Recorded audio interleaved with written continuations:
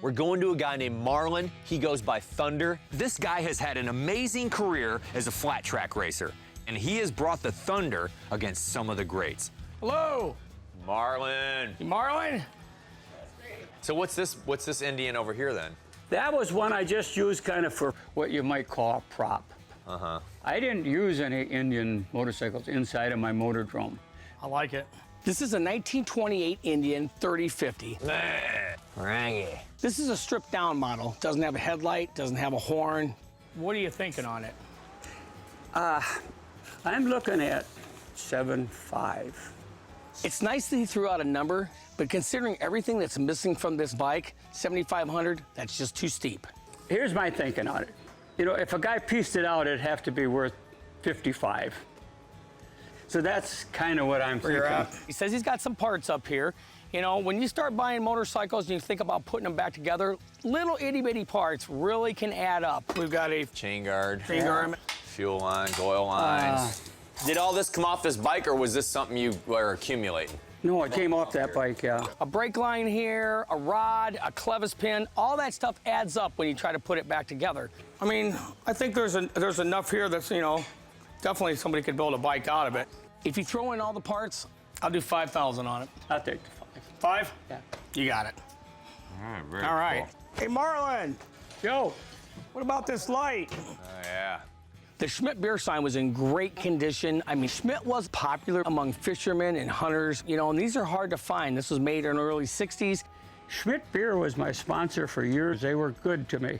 I approached Schmidt Beer and I said, I don't care if you give me a lot of money, because if I can say sponsored by Schmidt Beer, it just makes it like it's a big deal. How much is that? They wrote me a check for $1,000, and then it just kept climbing. Matter of fact, I would kind of depend on that check at the end of the season. 150.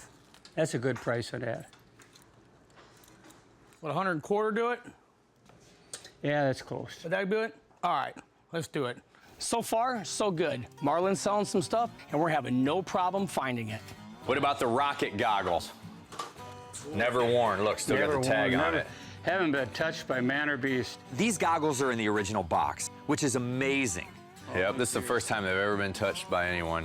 After both World Wars, a lot of the guys that were riding the motorcycles were military vets. These goggles speak to two different types of collectors. One, aviation, two, motorcycle. But let's face it, when you're on a motorcycle, you're flying. 70.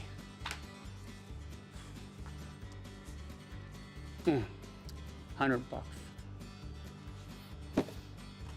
You got me. I love them. Very cool.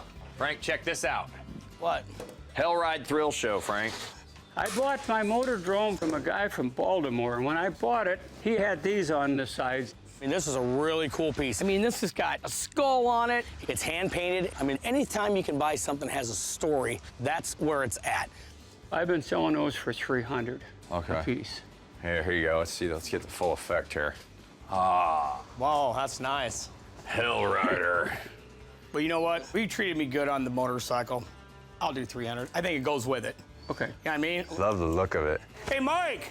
Yeah. Mike, here's a little small coat. Get out.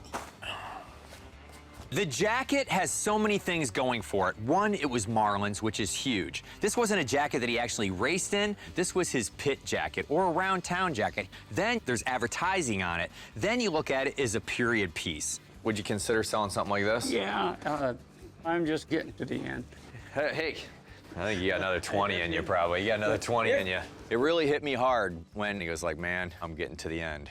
But we're all gonna be there. Pass I'm the gonna be torch. there, you're gonna be there. Can't take it with you. I mean, this is a guy that went for it all the time. And he's still going at it. What would you have to have for I it? sold $25.